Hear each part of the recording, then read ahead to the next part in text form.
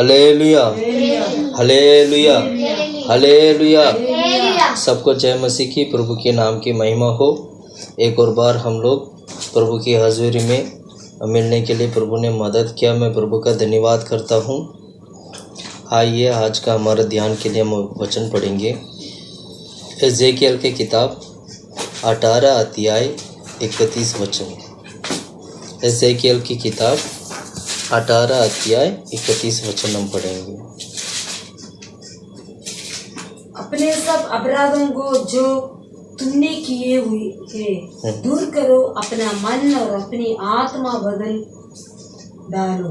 ये इस्राएल के घराने बस क्यों मरे? बस प्रार्थना करते हैं। खुदा परमेश्वर हालेलुया, आमीन। प्रभु हम तारीफ करते खुदा प्रभु दिया कि इस वचन के लिए प्रार्थना करते प्रभु, वचन के द्वारा हम सभी से बात कर खुदा प्रभु, आमीन। खुदा परमेश्वर हालेलुया, पवित्र आत्मा अगुवाई करे खुदा परमेश्वर, पवित्र आत्मा सिखाए प्रभु हालेलुया, हमें छिपा कर खुदा परमेश्वर प्रभु यीशु मसीह आप प्रकट हो प्रभु, आमीन। प्रभु सुनने वाला हर एक लोग खुदा प्रभु स्वर्गराज की उस वेद को, सच्चाई को समझने पाए, सीखने पाए, आपके हाथों में देते यीशु के नाम से मांगते हैं खुदा प्रभु। एजेकियल की किताब 18 अध्याय 31 वचन हम दोबारा पढ़ेंगे। अपने सब अपराधों को जो तुमने किए हैं दूर करो, अपना मन और अपनी आत्मा बदल डालो। अपना मन और अपनी आत्मा बदल डालो। ये इस्राएल के घराने बस हालेलुया, हालेलुया। पिछले कुछ हफ्तों से हम लोग पवित्र आत्मा की छाया के बारे में हम ध्यान करते आ रहे हैं और आज भी पवित्र आत्मा की छाया के बारे में हम देखेंगे। पवित्र आत्मा की छाया में आज हम चार नई बातों को देखेंगे। 4 नई बात। सबसे पहले नया हृदय, नया आत्मा और नया कवनेंट को क्या बोलते हैं? नया वाचा और नई फल। इन 4 बातों का आज हम देखेंगे। पवित्र आत्मा की छाया के रूप में परमेश्वर हमें 4 चीज़ों को प्रभु हमारे जीवन में देता है। एक क्या? सबसे पहले नया हृदय, नई आत्मा, नई वाचा और नया फल। इन चारों में पवित्र आत्मा की छाया है। हम इसी बातों का हम आज सीखेंगे। सबसे पहले नया हृदय और नया आत्मा के बारे में दोनों एक साथ देखेंगे। नया हृदय, नया आत्मा। जब हमारा हृदय जब बदलता है तब परमेश्वर नया आत्मा प्रभु हमें देते हैं। इसलिए ये दोनों एक साथ जुड़ा हुआ रहता है। हमारे हृदय, हमारे हृदय यानी हमारी मन जो है, जब वो बदल जाती है, जब वो बदलता है तो साथ साथ परमेश्वर नया आत्मा को प्रभु क्या करते हैं? देते हैं। आप पढ़िएगा एजेकियल की किताब, यही 18 का 31 का वचन में हमने क्या पढ़ा था? पढ़ो। अपने सब अपराधों को जो तुमने किए हैं दूर करो। देखो, हमारे हर प्रकार के अपराधों को जो हमने किया है उसको क्या करना चाहिए? दूर करना चाहिए। फिर ये इस्राएल के घराने अपना मन और अपनी आत्मा बदल डालो। अपने मन और अपनी आत्मा को क्या करो? मतलब हमारे जीवन की अपराध सारा मिटना चाहिए। हमारे जीवन की सारे पाप मिटना चाहिए। हम बपतिस्मा तो लेते हैं, हम मन फिराते हैं, अच्छी बात है, लेकिन प्रतिदिन की जीविका में हम प्रतिदिन क्या होना चाहिए? हमारे हृदय को साफ सुथरा रखना चाहिए, हमारे जीवन को साफ रखना चाहिए, शुद्ध रखना चाहिए, पवित्र रखना चाहिए। प्रिय भाइयों बहनों, मैं कहना चाहता हूँ आज आप लोगों से मैं ये बात मैं बताना चाहता हूँ, जब तक हमारे हृदय, हमारे मन पवित्र नहीं होगा तो समझ लीजिएगा नया आत्मा, जो पवित्र आत्मा जो है हमें नहीं मिलेगा। पवित्र आत्मा की छाया के रूप में प्रभु हमें ये चीज़ों को प्रभु हमें सिखाते हैं कि हमारी आत्मा नया हो, हमारी आत्मा नया हो, हमारे हृदय नया हो। पुराना हृदय हटना चाहिए, नया हृदय आना चाहिए। नया हृदय का मतलब आत्मा की द्वारा बढ़ने वाला हृदय है। नया हृदय का मतलब, नया मन का मतलब ये हुआ, वो पवित्र आत्मा की द्वारा परमेश्वर हमारे जीवन में नया हृदय, नया मन प्रभु देते हैं। इसको बोलते हैं पवित्र आत्मा की छाया। Hallelujah, hallelujah. हमारे जीवन में पहले से एक पुराना हृदय है, पहले से पुराना मन है, पहले से हम पुराना पाप करते आए हैं, पहले से हम पाप की गुलामी करते आए हैं, पहले से दुनिया में हम छिपे हुए थे। लेकिन जब पवित्र आत्मा जब हमारे जीवन में आता है, जब हम सारे अपराधों को प्रभु से क्षमा मांगकर प्रभु से माफी मांगने लगते हैं, तो परमेश्वर क्या करते हैं, हमारे हृदय को नया बनाते हैं। यह है पवित्र आत्मा की छाया। जब हमारे हृदय, पुराना हृदय हटकर जब नया हृदय आता है, वो जो नया हृदय है वो पवित्र आत्मा की छाया को दिखाती है। Hallelujah, hallelujah. एजेकियल की किताब 36 अध्याय 26वां वचन अगर आप पढ़ोगे, 36 का 26 पढ़िएगा। एजेकियल की किताब 36 का 26।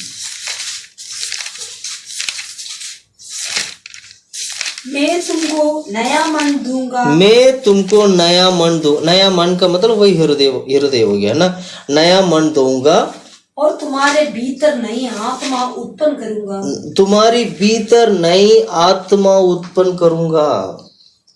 हमारी हृदय और आत्मा दोनों कनेक्टेड है एक्चुअली। पुराना हृदय होगा तो समझ लेना आपका जीवन में पुराना आत्मा है। नया आत्मा आने के लिए सबसे पहले आपके मन को नया करना, यानी हमारे हृदय को नया करना है। इसका मतलब क्या हुआ, पवित्र आत्मा वास तभी करेगा जब हमारा हृदय नया होगा। पवित्र आत्मा तभी वास करेगा जब हमारी मन नया होगा। पवित्र आत्मा हमारे जीवन में तभी वो वास करेंगे, तभी हमारा शरीर जो है परमेश्वर की मंदिर बनेगा, जब हमारे हृदय नया होगा, हमारी मन नया होगा। इसलिए गलातियों की किताब में पढ़ते वक्त हम क्या पढ़ते हैं, शरीर की काम आत्मा की फल करके पढ़ते हैं। शरीर की काम करके वहां पर बहुत बड़ा लिस्ट दिया हुआ, शरीर की काम क्या क्या है, या जो शरीर की इच्छा अभिलाषा क्या क्या है, शरीर की जो पाप, शरीर में जो पाप करते हैं वो पाप क्या क्या है करके गलातियों की किताब 5वां अध्याय में लिखा है, आप पढ़ सकते हो वहां जाके। लेकिन जब आत्मा आएगा तो सबसे पहले आत्मा शरीर को क्या कर देती है, नाश कर देती है, नष्ट कर देती है। यानी शरीर की इच्छा को होने नहीं देते हैं। आत्मा शरीर की इच्छा को होने नहीं देते हैं, आत्मा शरीर की इच्छा को मार देती है। इसलिए मैं कहता हूं, जब हमारी पुराने हृदय का हर प्रकार की पाप, हर प्रकार की अपराध जब हमारा जीवन से जब निकलेगा, तो परमेश्वर हमारे जीवन में नया आत्मा देंगे। भजन संगीता लिखने वाला क्या लिखता है, भजन संगीता लिखने वाला क्या कहता है, 51 का 10वां वचन पढ़ो। भजन संगीता की किताब 51 91 क्या बोलते हैं सोचो, 51 91 के 10वां वचन पढ़ो। 51 का 10। हे परमेश्वर, मेरे अंदर शुद्ध मन उत्पन्न कर, मेरे अंदर शुद्ध मन उत्पन्न कर। देखा, सबसे पहले कहते हैं वो मेरे अंदर प्रभु शुद्ध मन उत्पन्न कर, और मेरे भीतर स्थिर आत्मा नए सिरे से उत्पन्न कर। स्थिर आत्मा, शुद्ध मन दे और मेरे जीवन में स्थिर आत्मा नई तरीके से उत्पन्न कर। मैं दोबारा कह रहा हूं, आत्मा और जो मन है या हृदय है, ये दोनों एक साथ जुड़ा हुआ है। पवित्र आत्मा की छाया का मतलब यही हुआ है कि नया आत्मा और नया मन या नया हृदय, ये पवित्र आत्मा की छाया को दिखाती है। जब एक व्यक्ति पुरानी आत्मा को छोड़ेगा, जब एक व्यक्ति पुरानी मन को बदलेगा, तो उसका जीवन में पवित्र आत्मा नया मन होकर उसका जीवन में वास करेंगे। यह है पवित्र आत्मा की छाया। पवित्र आत्मा नया हृदय बनकर उनका जीवन में कार्य करेंगे, नया हृदय बन जाएंगे। ये पवित्र आत्मा की द्वारा मिलने वाले परमेश्वर की आशीष है हमारे लिए। इसलिए क्या करना चाहिए? हर एक व्यक्ति, संसार में जितने भी लोग हैं, सभी लोग अपनी पापों को इकरार करना है। केवल ऊपर ऊपर से स्वीकार नहीं करना है, अंदर भी स्वीकार करना है।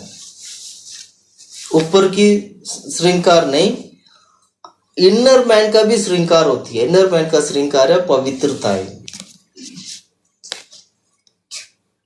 अंदर की इंसान जो मतलब लोग जो मेकअप करते हैं, श्रृंगार करते हैं, क्या करते हैं? ऊपर ऊपर से श्रृंगार करते हैं, अच्छे सा बाल वाल बना लेते हैं, चेहरे पे ये वो लगाते, श्रृंगार हो जाते, सुंदर दिखता है। उसी प्रकार हमारी अंदर की इंसान को भी क्या करना चाहिए? श्रृंगार करना है। अंदर की इंसान की श्रृंगार है पवित्रताएं। अंदर की इंसान की श्रृंगार क्या है? पवित्रताएं। इसलिए हम क्या करना चाहिए? अगर आप एक पेड़ को देखते हो, वो पेड़ कितना अच्छा है कितना बुरा है करके समझने के लिए उस फल से समझ में आ जाएगा आपको।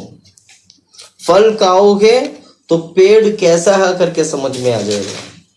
मत्ती के सुसमाचार में ये वचन का, मत्ती के सुसमाचार 12 का 33 वचन पढ़िएगा। मत्ती के सुसमाचार 12 अध्याय 33 वचन।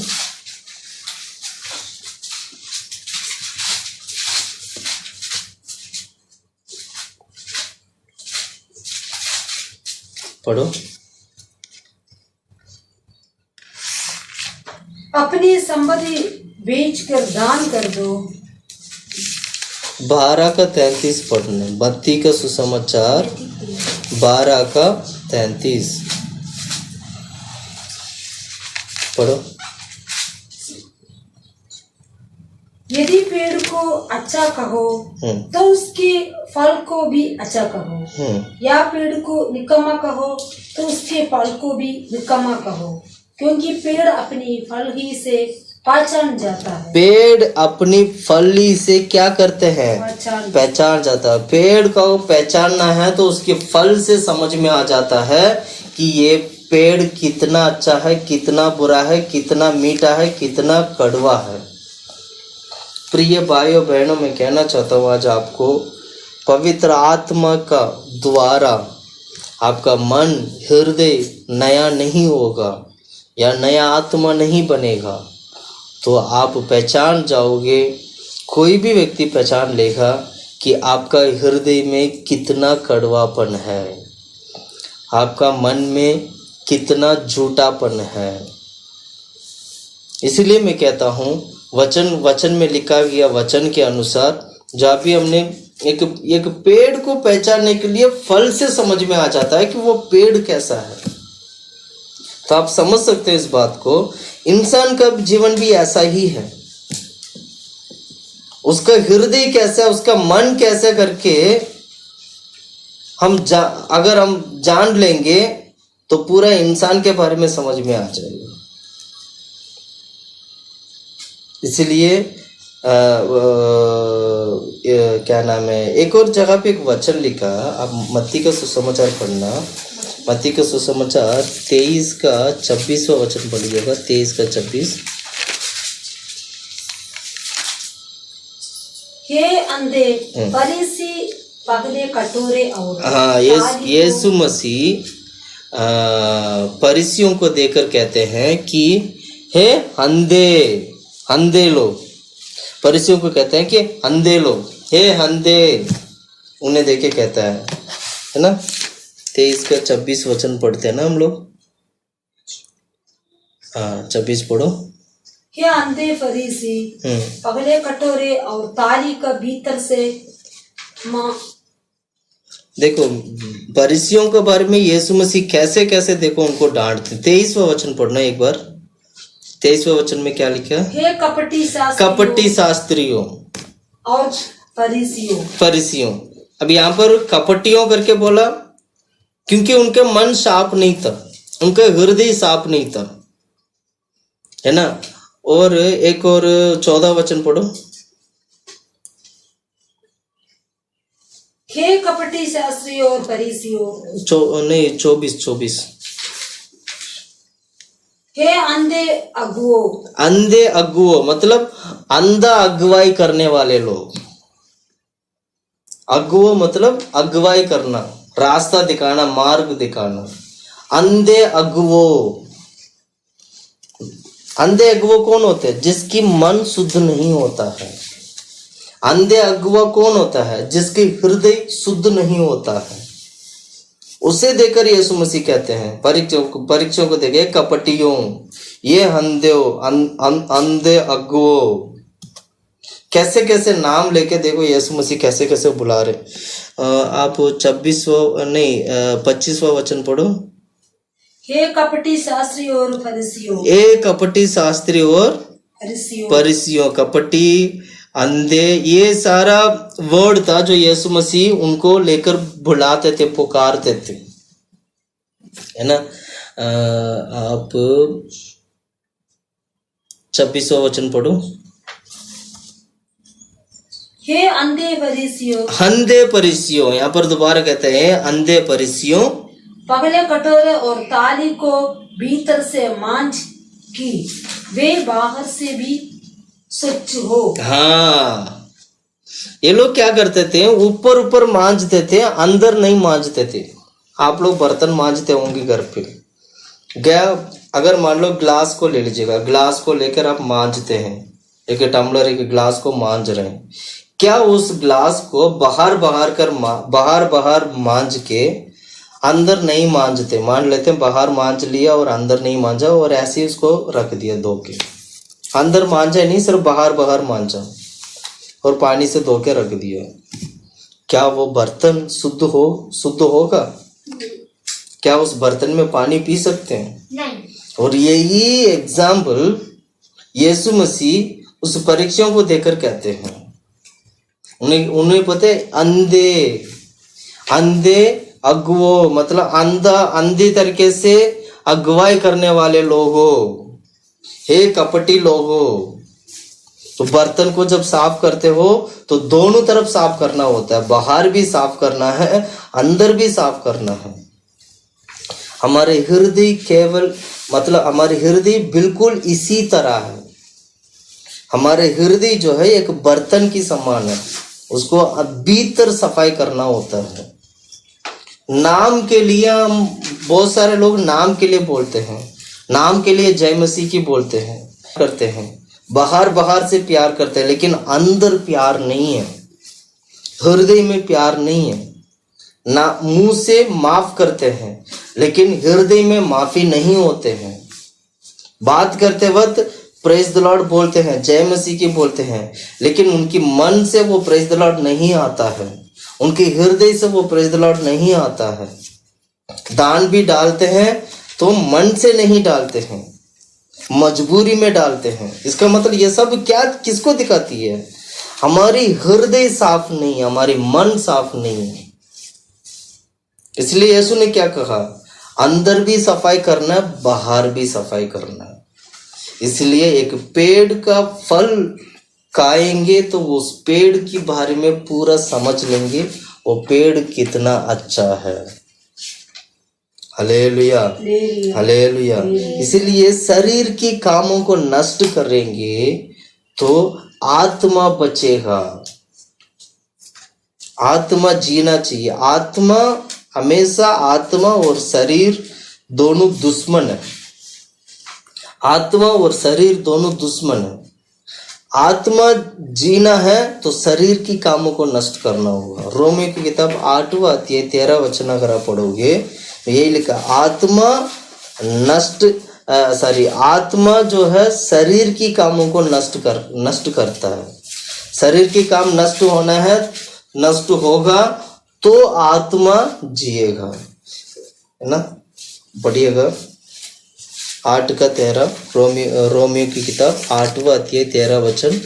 क्योंकि यदि तुम शरीर के अनुसार दिन काटे हो, शरीर के अनुसार दिन काटे हैं तो मरोगे। आत्मा से देह की क्रियाओं को मारेगा तो जीवित रहेगा। आत्मा की क्या, आत्मा की, क्योंकि यदि तुम शरीर के अनुसार दिन काटेगा तो मारोगे। हाँ, यदि आत्मा से देह की क्रियाओं, क्या बोला, आत्मा से देह की क्रिया को मारोगे तो जीवित रहो। मतलब आत्मा की द्वारा देह की कामों को मारना है। अगर ऐसे मारोगे तो तुम जीवित रहोगे। यानी पवित्र आत्मा की द्वारा हम देह की कामों को नाश कर सकते हैं। इसलिए कहते हैं कि पवित्र आत्मा पाइए। इसलिए कहते हैं, प्रयास करते हैं, सभी लोगों को कहते हैं और सभी लोग पाते भी हैं। जो लोग पवित्र आत्मा नहीं पाया है, कृपया करके पवित्र आत्मा पाइएगा। इससे आज शरीर की काम नष्ट हो जाएगा, आत्मा जिएगा, हमारी मन नया हो जाएगा, हमारे हृदय नया हो जाएगा। नया मन, नया हृदय, नया आत्मा, ये सारा पवित्र आत्मा की छाया को दिखाती है। Hallelujah, hallelujah, hallelujah. इसलिए हमारे मन क्या होना चाहिए, नया बनना। 12 अध्याय का 2 वचन पढ़ो, रोमियो की किताब 12 अध्याय 2 वचन अगर आप पढ़ोगे 12 का 2 में, इस संसार के सदृश ना बनो, इस संसार के सदृश ना बनो, परंतु तुम्हारे मन के नए हो जाने, तुम्हारे मन की नया हो जाने से तुम्हारा चाल चलन भी बदलता जाएगा। हाँ, तुम्हारा चाल चलन भी क्या हो जाएगा, बदलता जाएगा। संसार के लिए तुम मेकअप मत करो, संसार के लिए क्या एक्टिंग मत करो, संसार के लिए अपना जीवन मत बिताओ। तुम्हारा चाल चलन बदलना है। पढ़ो उस वचन को दोबारा। इस संसार के सदृश ना बनो, संसार के सदृश ना बनो, परंतु तुम्हारे मन के नए हो जाने से, तुम्हारी मन मतलब हमारी मन नया हो जाने से क्या होता है, तुम्हारा चाल चलन भी बदलता जाएगा। हाँ, हमारी नया मन मतलब हमारी मन नया होने से हमारा चाल चलन भी बदलता जाएगा। और आगे, जिसको तुम परमेश्वर की भली और भावती और सिद्ध इच्छा अनुभव में मालूम करते रहो। हाँ, उस दोबारा पढ़ो उस वचन को। इस संसार के सदृश ना बनो, परंतु तुम्हारी मन के नए हो जाने से तुम्हारा चाल चलन भी बदलता जाए, तुम्हारा चाल चलन भी बदलता जाए, जिससे तुम परमेश्वर की भली और, देखिए, जिससे परमेश्वर की भली और भावती सिद्ध इच्छा अनुभव से मालूम करते रहो। हाँ, परमेश्वर की कामों को तुम पहचान लोगे। हमारी मन हमारे हृदय जब नया हो जाएगा तो हम परमेश्वर की इच्छा को समझ लेंगे, हम परमेश्वर की कामों को समझ लेंगे। प्रभु हमारे बीच में कार्य करता है, यहोवा परमेश्वर हमारे बीच में कार्य करता है। परमेश्वर की कामों को समझने के लिए, परमेश्वर की भलाई को समझने के लिए, परमेश्वर की इच्छा को समझने के लिए हमारी मन नया होना जरूरी है। प्रिय भाइयों बहनों, मैं कहना चाहता हूँ, अगर आपकी मन नया है, आपकी हृदय नया है, तो समझ लीजिएगा आप परमेश्वर की इच्छा को पहचान लोगे। ये मैं नहीं कह रहा हूँ, वचन हमें सिखाती है, ऐसे वचन हमें ऐसे सिखा रहे। रोमियो की किताब 12 अध्याय 2 वचन में यही लिखा है, परमेश्वर की इच्छा तो तब जानोगे जब तुम्हारे मन नया होगा। परमेश्वर की भलाई को तो तभी तुम जान पाओगे। परमेश्वर चाहते हैं क्या हमारे बीच में? प्रभु हमारे जीवन में क्या करना चाहते हैं? प्रभु हमारे लिए क्या योजना रखा है? परमेश्वर हमारे लिए क्या प्लानिंग किया है, क्या ब्लूप्रिंट है? इसको समझने के लिए सीखने के लिए आपकी मन सबसे पहले नया होना चाहिए। नया मन का मतलब पवित्र आत्मा की छाया, यानी पवित्र आत्मा की द्वारा हम नया मन को प्राप्त करते हैं। याकूब की किताब अध्याय 4 का 8वां वचन पढ़ते हैं। वहां पर हम क्या पढ़ते हैं? 2 मन के बारे में पढ़ते हैं। याकूब का किताब 4 का 8। परमेश्वर के निकट आओ तो वो भी तुम्हारे निकट आएगा। हे पापियों, अपने हाथ शुद्ध करो, और हे दुश्चित्ते लोगों, अपने हृदय को पवित्र करो। कौन से लोगों?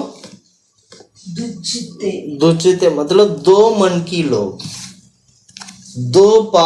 2 नाव में पाव रखने वाले लोग, 2 मन की लोग। चित्त मतलब मन। 2 मन हो गया ना। 2 चित्त क्या पढ़ना? 2 मन नहीं, हिंदी में उसमें लिखा क्या? दुचित्ते मतलब 2 मन वाले। आज कितने लोग 2 मन में जीवन बिता रहे हैं मुझे नहीं मालूम। आप अपने आप को फर्क किए। वचन सिखाती है बपतिस्मा लेना, तो आप बपतिस्मा नहीं लेते हैं क्योंकि 2 मन में जा रहे हैं। 2 मन में जाते हैं। प्रार्थना में आइए करके कहते हैं, प्रार्थना में नहीं आना चाहते। कभी आना चाहते, कभी नहीं आना चाहते। 2 मन में हम कहते हैं ये गलत काम है, इसको छोड़ दीजिए। बड़ी मुश्किल से उसको छोड़ने के प्रयास करते, छूटता भी नहीं है। कभी छोड़ना चाहते हैं, कभी छोड़ना भी नहीं चाहते। 2 मन में पूरा यीशु के पीछे जाइए करके कहते हैं, कभी यीशु के पीछे जानना तो चाहते हैं लेकिन कभी जा भी नहीं पाते, नहीं भी जा पाते। 2 मन है, जाए या ना जाए, करे या ना करें, प्रार्थना करें या ना करें, बाइबल पढ़े या ना पढ़े, वो गलत काम करें या ना करें, ये सही काम करें या ना करें, यीशु के ऊपर विश्वास करना है या नहीं करना है। 2 मन। हे 2 मन वाले लोग, वचन क्या कहती है? तुम्हारी मन को पवित्र कर, एक तरफ हो जाओ, एक मन बना ले, एक ही को फॉलो करो। वचन सिखाती है हमें 2 मन से हमें दूर रहना है। 2 मन में रहोगे, 2 मन वाला बनोगे तो हमारे जीवन में जो भी हम कार्य करेंगे वो सफलता नहीं होगा, क्योंकि जिंदगी भर कंफ्यूजन में रहेंगे हम लोग। यीशु के पीछे जाना है तो प्लान कर दिया, जाना है तो जाना है, बस बात खत्म। करना है तो करना, नहीं करना तो नहीं करना। एक तरफ आपको खड़ा होना पड़ेगा। दोनों नाव में पाँव रखोगे तो क्या होगा? नाव अपने रास्ता में, मार्ग में जब जाएगा तो वो तो नीचे गिरेगा, पानी में गिरेगा। बहुत सारे लोगों को दुनिया भी चाहिए, परमेश्वर भी चाहिए। दुनियादार की आशीष भी चाहिए, परमेश्वर की आशीष भी चाहिए। बहुत सारे लोग ऐसे भी करना चाहते हैं और ऐसे भी करना चाहते हैं। दुनिया में भी रहना चाहते हैं और स्वर्ग में भी रहना चाहते हैं। कैसे होगा? इसलिए कहते हैं 2 मन वाले। तुम अपने पहले तो अपना मन को शुद्ध कर। पढ़ो उस वचन में क्या पढ़ा था? जेम्स, याकूब का किताब 4 का 8। परमेश्वर के निकट आओ तो वो भी तुम्हारे निकट आएगा। परमेश्वर के निकट आओ तो वो भी तुम्हारे निकट आएगा। हे पापियों, अपने हाथ शुद्ध करो। अपने हाथ मतलब अपने कामों को शुद्ध करो, अपने हाथों को शुद्ध कर। और हे दुश्चित्ते लोग, दुश्चित्ते मतलब 2 मन वाले लोगों, अपने हृदय को पवित्र करो। अपने हृदय को क्या करो? पवित्र करो। इसलिए हमारे हृदय शुद्ध हृदय होना चाहिए। शुद्ध हृदय, आत्मा की द्वारा शुद्ध हृदय होते हैं, हमेशा ध्यान रखना। हमारी मन, हमारे हृदय आत्मा की द्वारा शुद्ध होता है। हमारे हृदय कैसे होगा, हमारे हृदय कैसे शुद्ध होगा, हमारी मन कैसे शुद्ध होगा करके अगर आपको सवाल उठता है तो मैं आपको उसका जवाब देता हूँ, आत्मा की द्वारा शुद्ध होगा, आत्मा की द्वारा पवित्र होगा। पढ़िएगा पहला पत्रस की किताब पहला अध्याय 22वां वचन। पहला पत्रस की किताब पहला अध्याय 22वां वचन।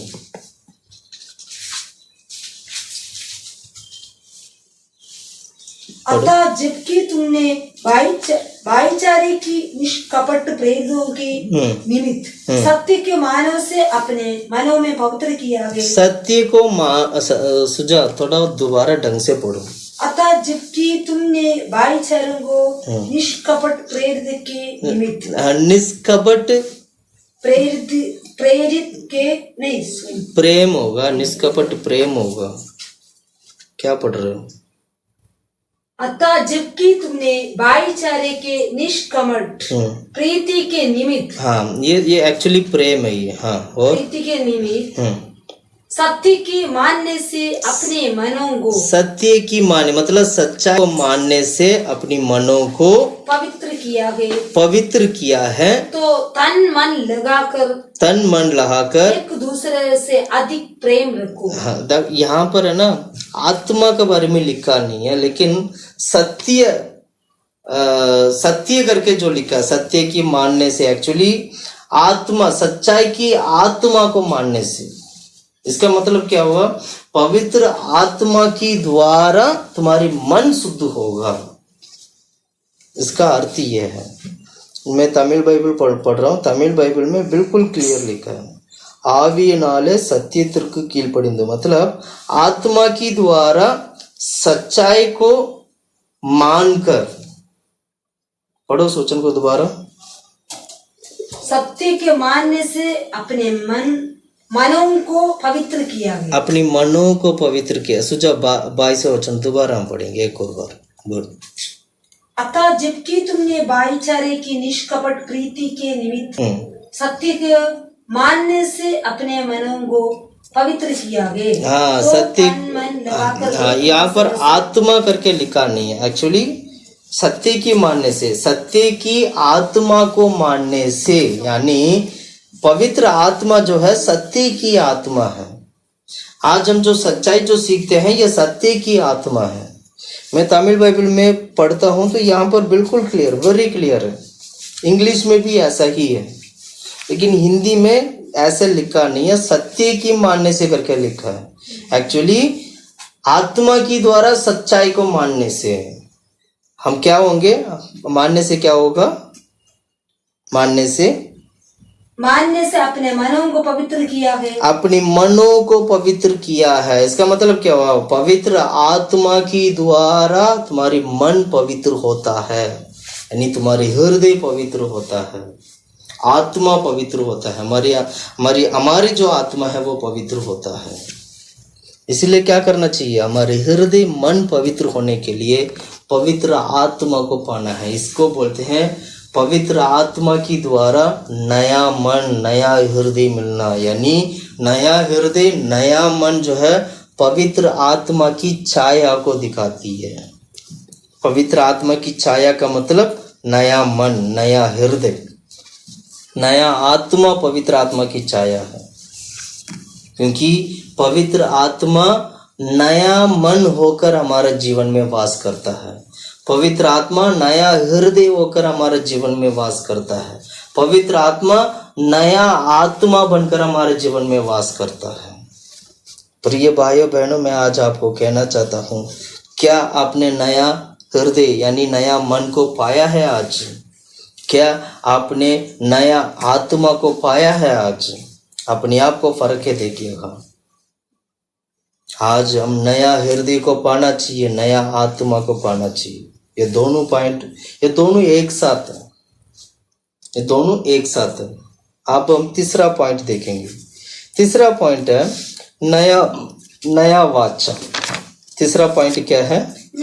नया वाचा। पढ़िएगा यिर्मयाह की किताब 31 का 31 वचन। ये नया वाचा भी पवित्र आत्मा को दिखाती है।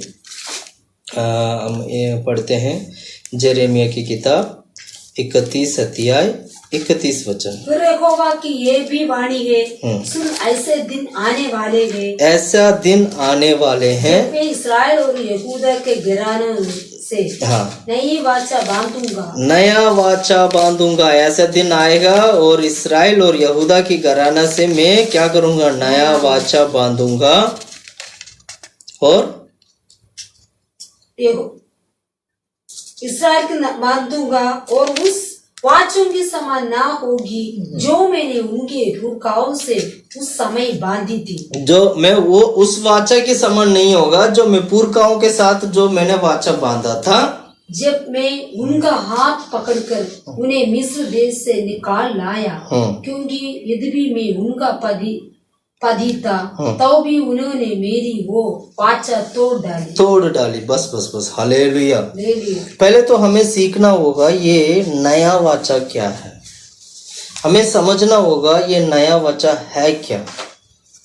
प्रिय भाइयों बहनों, मैं कहना चाहता हूँ सबसे पहले नया वाचा को सीखने के लिए आपको सबसे पहले पुराना वाचा को समझना होगा। पुराना वाचा क्या है, फिर उसके बाद नया वाचा सीखेंगे तो आपको वाचा समझ में आ जाएगा। पुराना वाचा क्या है, नया वाचा क्या है। वाचा के बारे में अगर मैं बोलूं तो वाचा परमेश्वर शुरू से ही अपने लोगों के साथ वाचा करते आए थे। उदाहरण के लिए सबसे पहले अगर हम देखेंगे, शुरू से अगर देखेंगे, अब्राहम के साथ प्रभु ने वाचा बांधा था। अब्राहम के पहले परमेश्वर ने नूह के साथ वाचा बांधा था, फिर अब्राहम के साथ वाचा बांधा था, है ना। फिर और किसके साथ वाचा बांधा था? दाऊद के साथ वाचा था।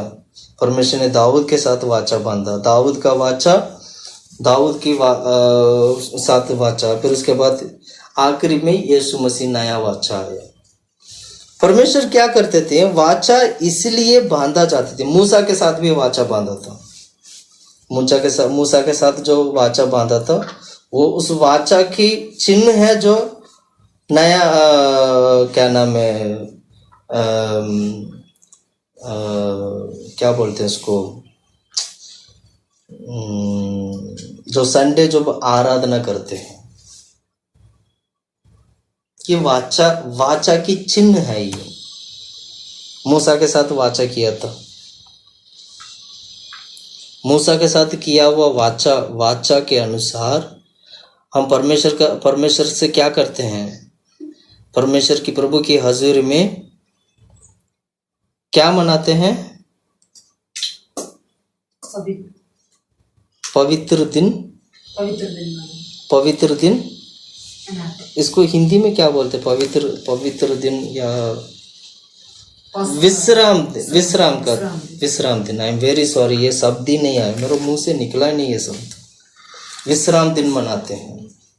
विश्राम दिन प्रभु परमेश्वर हमें अगुवाई करना चाहिए, प्रभु हमसे बात करना चाहिए। मूसा के साथ वाचा किया तो उस वाचा के अनुसार परमेश्वर ने विश्राम दिन दिया है। आज हम विश्राम दिन इसलिए बनाते हैं क्योंकि वाचा के अनुसार हम कर रहे हैं। ये जो कुछ भी है ना पुराना नियम में लोग किए थे। वाचा प्रभु ने दिया, उस वाचा के अनुसार लोग करते थे, लेकिन आखिर तक उस वाचा में बने नहीं रह पाए और वाचा को तोड़ डाले थे। उन्होंने तोड़ दिया था वाचा को। इसलिए यीशु मसीह को इस धरती में आना पड़ा नया वाचा के साथ। यीशु मसीह इस धरती में आने का एक ही कारण है, वो नया वाचा दोबारा लेके आना, हमारा बीच में और आपका बीच में नया वाचा को स्थापित करना। इसलिए यीशु ने क्रूस पर लहू बहाया है। नया वाचा का मतलब यीशु मसीह का लहू, नया वाचा का मतलब यीशु मसीह। जो कुछ भी हुआ ये सारा पवित्र आत्मा के द्वारा परमेश्वर ने कार्य किया है हमारे बीच में। मैं एक एक करके वचन को मैं थोड़ा समझाना चाहूँगा। नया वाचा का मतलब सबसे पहले तो लहू को दिखाती है। अब पढ़िएगा मत्ती के सुसमाचार 26 अध्याय 28 वचन।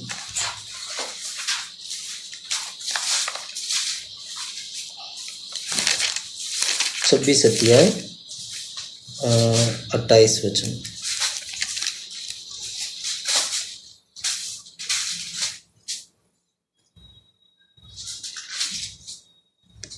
पढ़ो।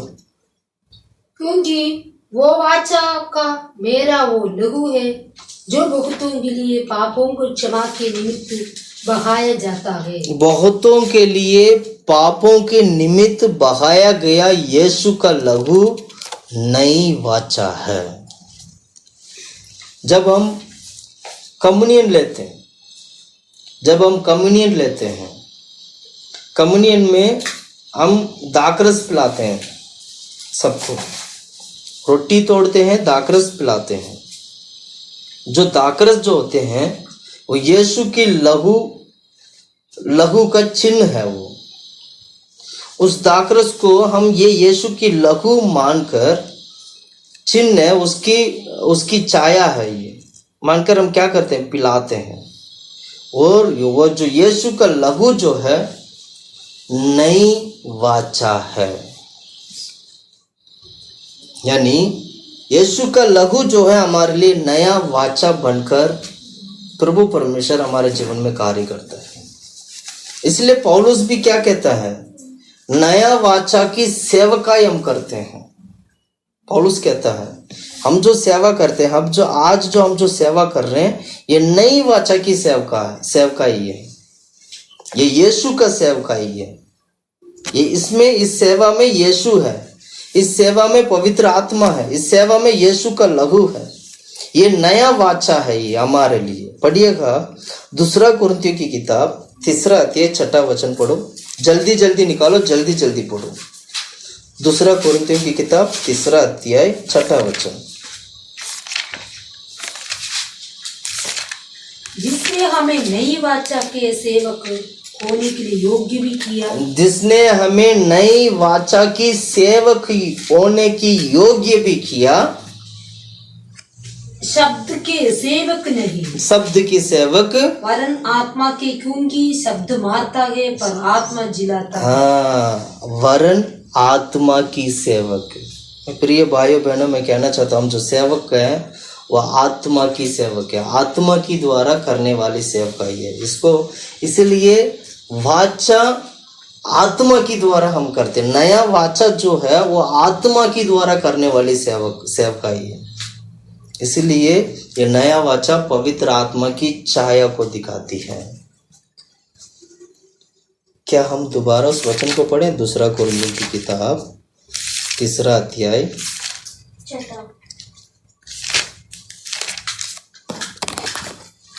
1 मिनट 2 कुरिन्थियों की किताब 3 अध्याय 6 वचन। जिसने हमें नई वाचा के सेवक होने के योग्य भी किया। हाँ, जिसने हमें नई वाचा की सेवक होने का योग्य भी किया। शब्द के सेवक नहीं, शब्द की मतलब मात्र लिखने वाला, मतलब परमेश्वर ने वाचा दिया तो उसको लिख के दे दिया, उसने सारा व्यवस्था दे दिया। उस व्यवस्था के अनुसार नहीं, व्यवस्था के अनुसार हमने सेवा पूरा नहीं किया है, वरन आत्मा की, क्योंकि शब्द मारता है पर आत्मा जिलाता है। हम आज जो सेवा करते हैं वो आत्मा की सेवकाई करते हैं, आत्मा की द्वारा। इसलिए अब एक और वचन मैं पढ़ना चाहता हूँ आपको, 8वां वचन पढ़ो।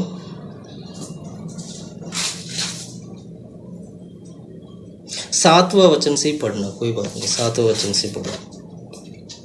यदि मृत्यु की वो वाचा जिसके अक्षर पत्रों पर कूदे गए थे, यहाँ तक तेजोमयी हुई थी। मूसा के मुंह पर के तेज के कारण जो घटता भी जाता था, इस्राएली उसके मुंह पर दृष्टि नहीं कर सकते थे। तो आत्मा की वाचा और भी तेजमयी क्यों ना होगी? क्योंकि जब दोषी ठहराने वाला वाचा तेजोमयी थी, तो धर्मी ठहराने वाली वाचा और भी तेजोमयी क्यों ना होगी? हम ये जो वाचा है ज्यादा तेजोमयी वाचा, मतलब ज्यादा ग्लोरियस मिनिस्ट्री है ये। इसको बोलते बहुत ही तेज मनी, मतलब बहुत ही महिमा वाला एक सेवकाई है, बहुत महिमा से भरा हुआ एक सेवकाई है। ये नया वाचा की सेवकाई है, ये आत्मा की द्वारा करने वाली सेवकाई है। इसलिए नया वाचा पवित्र आत्मा की छाया को भी दिखाती है। हालेलुया। जहाँ पर नई वाचा के बारे में जब हम पढ़ते हैं तो समझ लीजिएगा वो पवित्र आत्मा की द्वारा करने वाली नई वाचा की सेवकाई है, इसलिए वो पवित्र आत्मा की छाया को भी प्रकट करके दिखाती है। इसलिए हमें क्या करना चाहिए? नई वाचा की सेवक बनना है, नई वाचा में बनते जाना है। मैं थोड़ा सा इब्रानियों को किताब से मैं कुछ बातें मैं सिखाना चाहता हूँ, समझाना चाहता हूँ, ये नई वाचा कैसे हमारे बीच में कार्य करता है। इब्रानियों की किताब 8वां अध्याय, इब्रानियों की किताब 8वां अध्याय 6वां वचन से लेके 13 वचन तक हम पढ़ेंगे। मतलब ये पूरा अध्याय आप घर पे पढ़ना, फिर भी मैं अभी 6वां वचन से मैं पढ़ाना चाहता हूँ। पढ़ो। पर उन याजकों से बढ़कर सेवा यीशु को मिली, क्योंकि वो और भी उत्तम वाचा का मध्यस्थ ठहरा। देखिएगा, परमेश्वर यीशु मसीह हमारे लिए एक याजक है। एक बात हमेशा समझना है आपको, पुराने नियम में जैसे आरोन पुराना नियम का जो पुराना वाचा का वो सेवक था, जैसे आरोन पुराना वाचा की सेवक था, वैसे ही नया नियम में नई वाचा की सेवक जो है, याजक जो है, वो यीशु मसीह है। बाइबल हमें ऐसे सिखाती है कि आरोन पुराने वाचा का याजक था, वैसे ही नया नियम में नया याजक जो है यीशु मसीह है, जो ये नया वाचा की याजक यीशु मसीह है, सेवक है। यीशु मसीह यानी सेवक है हमारे लिए, है ना। अब पढ़ो 6वां वचन से दोबारा पढ़ते हैं। पर उन याजकों से बढ़कर सेवा यीशु को मिली। हाँ, उन याजकों मतलब पुराने नियम की याजकों से बढ़कर ये सेवा यीशु को मिली है, क्योंकि वो और भी उत्तम वाचा का मध्यस्थ ठहरा। और भी उत्तम वाचा का मध्यस्थ मतलब परमेश्वर हमारा और परमेश्वर के बीच में मध्यस्थ बनकर वो परमेश्वर हमारे बीच में कार्य करता है, और उत्तम प्रतिज्ञाओं के सहारे बांधी गई है। हाँ, क्योंकि यदि वो पहले वाचा निर्दोष होते, पहला वाचा यदि निर्दोष होते तो दूसरे के लिए अवसर ना ढूंढा जाता, दूसरे की जरूरत नहीं होता। मतलब यीशु मसीह का आकर मरने की जरूरत नहीं होता। पहला वाचा टूट गया है, पहला वाचा पूरा नहीं हो पाया, इसीलिए दोबारा मतलब दूसरे वाचा में यीशु मसीह को याजक बनकर आना पड़ा। इसलिए आज यीशु मसीह को हम इसलिए प्रार्थना करते हैं, आराधना करते हैं। यीशु ही हमारे लिए एक ही मार्ग इसीलिए है क्योंकि यीशु याजक बनकर जीवन बिताते हैं। हमारे लिए याजक है वो यीशु मसीह। उस याजक की द्वारा हम पाप की क्षमा प्राप्त करते हैं और आनंद काल का जीवन को प्राप्त करते हैं। स्वर्ग में जाने के लिए याजक की जरूरत है।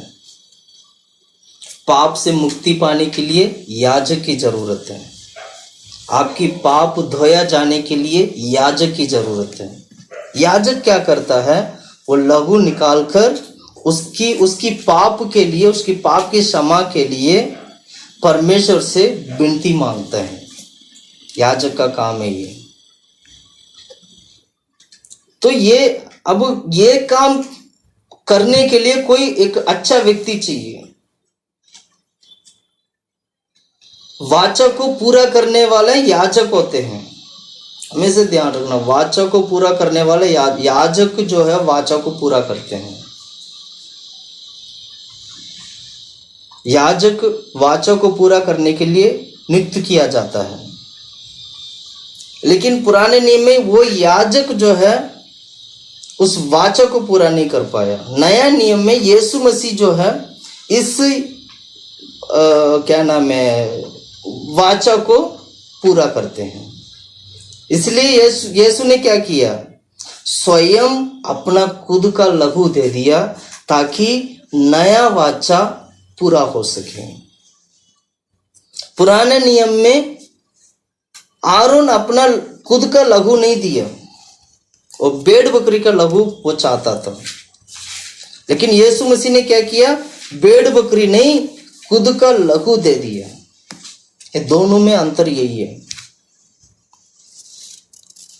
आरोन की याजक की सेवकाई में पाप ढांपा जाता था, पाप शुद्ध नहीं होता था, लेकिन यीशु मसीह की याजक की सेवकाई में हमारी पाप पूरी तरीके से शुद्ध हो जाता है। इसलिए मूसा की सेवकाई के बारे में जब आप पढ़ते हो, यानी आरोन मूसा जो सेवकाई करते थे, ये मृत्यु का सेवकाई था।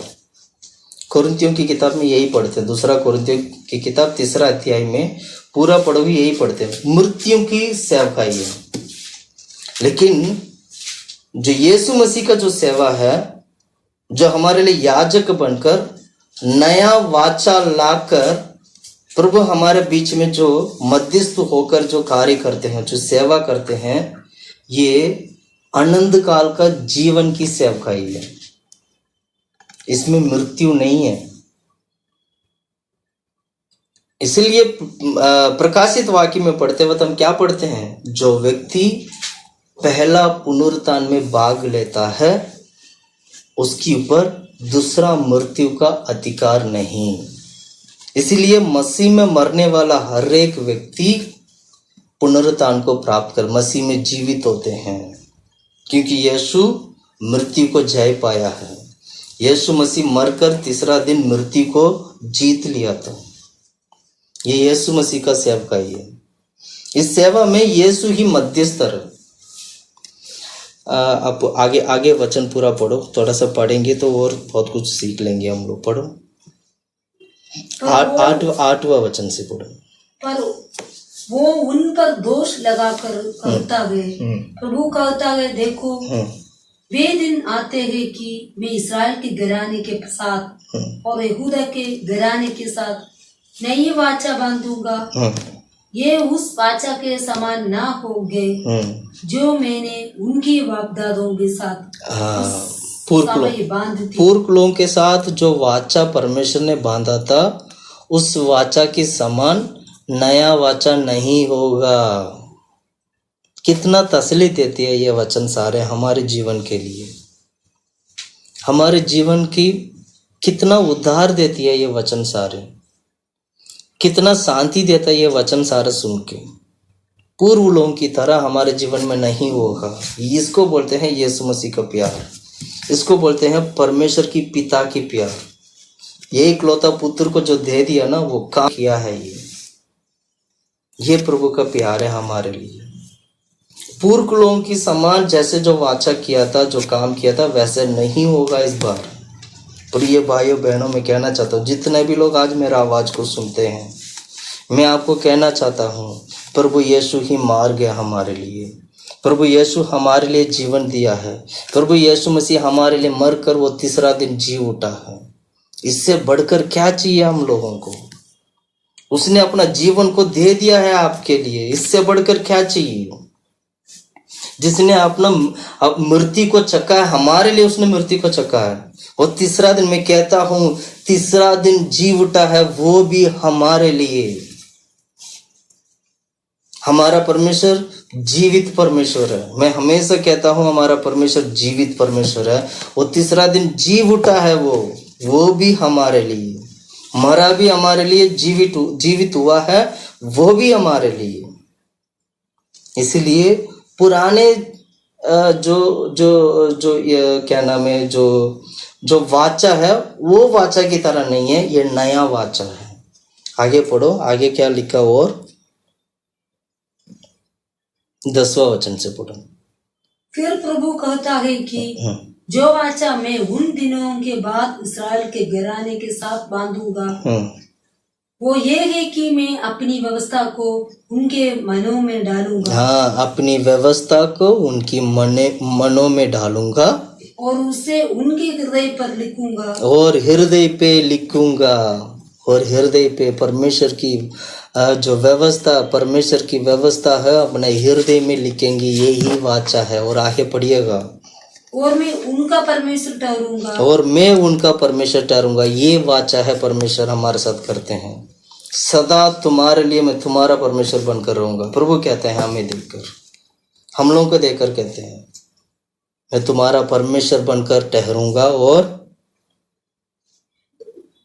व्यवस्था को उन मनों में डालूंगा और उससे हृदय पर लिखूंगा, और मैं उनका परमेश्वर ठहरूंगा और वे मेरे लोग ठहरोगे। और हर एक अपने देश वालों को और अपने भाई और शिक्षा ना देगा, शिक्षा नहीं दे, मतलब शिक्षा देने की जरूरत नहीं है, अब शिक्षा देने की जरूरत नहीं है। क्यों? क्योंकि कि तू प्रभु को पहचान, क्योंकि छोटे से बड़े तक सब मुझे जान लेंगे। छोटे से बड़े सभी लोग परमेश्वर को जानेंगे, एक दूसरे को ये परमेश्वर के बारे में बताने की जरूरत नहीं पड़ेगा। सब अनंत काल की बात है ये। और आगे पढ़िएगा, क्योंकि छोटे से बड़े तक सब मुझे जान लेंगे, क्योंकि मैं उनके अधर्म के विषय में दयावंत होऊंगा, मैं उनकी अधर्मों के विषय में दयावंत होऊंगा, और उनके पापों के फिर स्मरण ना करूंगा, उनकी पापों को फिर स्मरण नहीं करूंगा। और नई वाचा की स्थापना से उसने प्रथम वाचा की पुरानी टकरा दिया। हालेलुया। हमारा परमेश्वर कितनी महान है, कितनी सर्वशक्तिमान है। हमारे लिए अनंत काल तक प्रभु ने सोच के रखा है। हमारे लिए परमेश्वर ने अनंत काल तक प्लानिंग बना लिया। परमेश्वर की जो प्लान है ना, बहुत ही अद्भुत है। हमें सीखना चाहिए, समझना चाहिए और उसमें चलना भी चाहिए। Hallelujah, hallelujah, hallelujah. जल्दी से जल्दी एक और वचन पढ़ते हैं, 9 का 15 वचन पढ़ेंगे तो वहाँ पर आप पढ़ सकते हो कि हमारा परमेश्वर प्रभु यीशु मसीह हमारे लिए मध्यस्थ है। पढ़ो 9 का 15, इब्रानियों की किताब 9वां अध्याय 15 वचन। इसी कारण वो नई वाचा का मध्यस्थ है, ताकि उसकी मृत्यु के द्वारा जो पहले वाचा के समय के अपराधों को छुटकारा पाने के लिए हुई है, बुलाए हुए लोगों प्रतिज्ञा के अनुसार आनंद मीरास को प्राप्त करे। हालेलुया। ये सारा ना, ये अध्याय पूरा घर जाके पढ़ना। मैंने कहानी के जैसे मैंने बताया, जिससे कि आपको समझ में आए। आप ये 7वां अध्याय से 6ठा वचन से 6ठा अध्याय से पढ़ सकते, 6, 7, 8, 9 और 10। मैं दोबारा बोल रहा हूँ, इब्रानियों की किताब 6ठा अध्याय, 7वां अध्याय, 8वां अध्याय, 9वां अध्याय, 10वां अध्याय। इन सभी चीज़ों को, इस सारे अध्याय को आप अच्छी तरह पढ़ना। इसमें बहुत ही अच्छी तरीके से आप याजक के बारे में आप सीख लोगे, मेल्किसेदेक के बारे में आप सीख लोगे, और आप याजक की सेवकाई के बारे में आप सीख लोगे, और वाचा के बारे में सीखोगे। बहुत ज़रूरी है। इन सभी चीज़ों का आप पढ़ोगे तो परमेश्वर आपको बिल्कुल क्लियर तरीके से प्रभु आपको समझाते हैं। अब 10वां अध्याय में आ जाओ। 10वां अध्याय में इब्रानियों की किताब 10वां अध्याय 16-17 पढ़ें। 16-17 पढ़ो। प्रभु कहता है कि जो वाचा मैं उन दिनों के बाद उनसे बांधूंगा, वो ये है कि मैं अपने नियमों को उनके हृदय पर, अपने नियमों को मतलब व्यवस्थाओं को उनके हृदय में लिखूंगा, मैं उनके विवेक में डालूंगा, उनकी विवेक में डालूंगा। फिर वो ये कहता है, मैं उनके पापों को और उनके अधर्म के कामों को फिर कभी स्मरण ना करें। ठीक है, आप एक और वचन होता है 12 अध्याय में आइएगा। 12 अध्याय का 24 वचन पढ़ो, 24 पढ़ो। और नई वाचा के मध्यस्थ यीशु और छिड़काव की इस लहू के पास आए हो, जो होम बलि के लहू से उत्तम बातें कहता है। अच्छा, आबेल के बारे में नहीं लिखा, 23 पढ़ना। और उन पालोटों के साधारण सभा और कलीसिया जिसके नाम स्वर्ग में लिखे हुए हैं, और सबके न्याय परमेश्वर के पास और सिद्ध किए हुए धर्मियों की आत्माओं। अरे क्या बात है, क्या बात है। ये वचन आप पढ़िएगा, 23 और 24वां वचन पढ़िएगा कि परमेश्वर में क्या सिखाते हैं। यीशु का लहू, जैसे आबेल का लहू परमेश्वर को देकर पुकारती थी, वैसे यीशु का लहू भी हमारे लिए, हमारी भलाई के लिए, हमारे जीवन में बदलाव के लिए परमेश्वर को देकर पुकारती है। 24वां वचन पढ़ो। और नई वाचा के मध्यस्थ यीशु और छिड़काव के उस लहू के पास आए हो, जो होम बलि के लहू से उत्तम बातें, होम बलि से लहू से उत्तम बातें कहता है। और आगे पढ़ो। सावधान रहो और उस कहने वाले से मुंह न फेरो, क्योंकि वे लोग जब पृथ्वी पर के चेतावनी देने वालों को मुंह मोड़कर ना बच सके तो हम सोचा। इसमें आबेल के बारे में नहीं लिखा।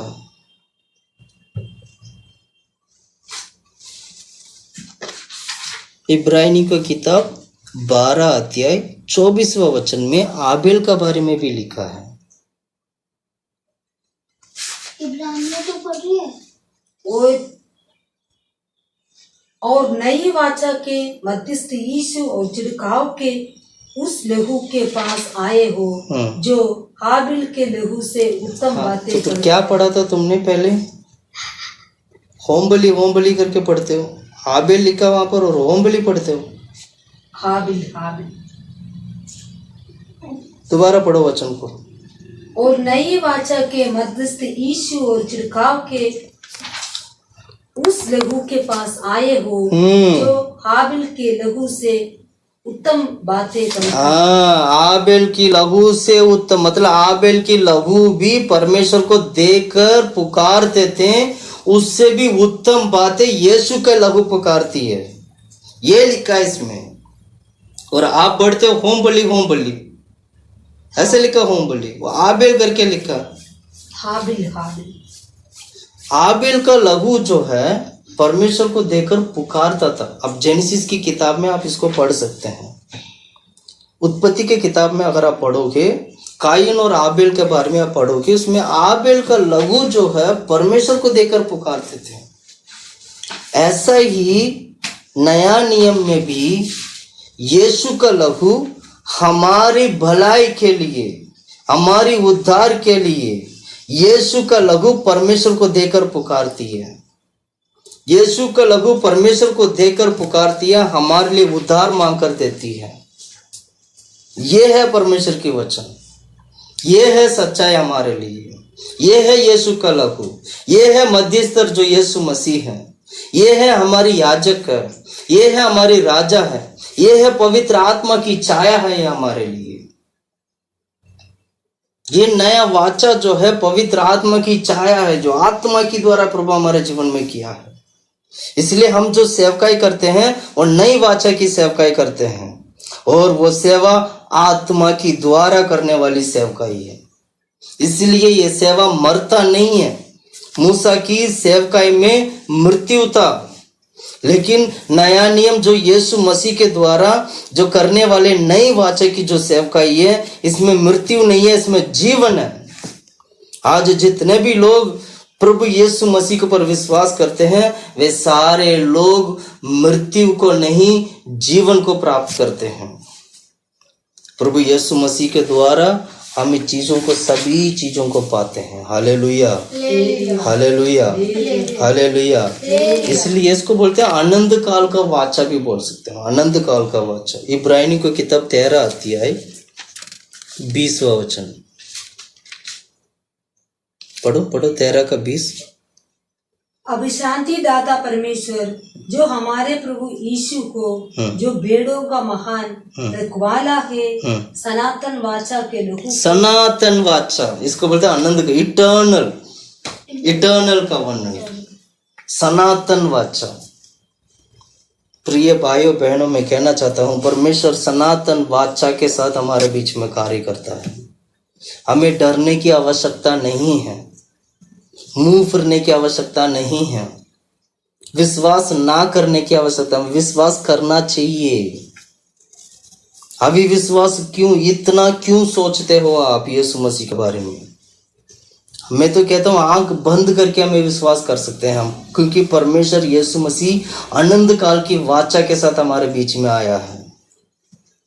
हमारा परमेश्वर का जो वाचा है वो अनंत काल की वाचा है। सदा सर्वदा तुम्हारा साथ संग रहूंगा, वो अनंत काल का वाचा है। सदा सर्वदा मैं तुम्हारा परमेश्वर बनूंगा, ये आनंद काल का वाचा है। हमें क्या करना चाहिए? इस वाचा को पकड़ना है, परमेश्वर को पकड़ना है। प्रभु हमारे जीवन में कार्य करेगा। Hallelujah, hallelujah, hallelujah. पुराने नियम में एक वाचा हुआ करता था।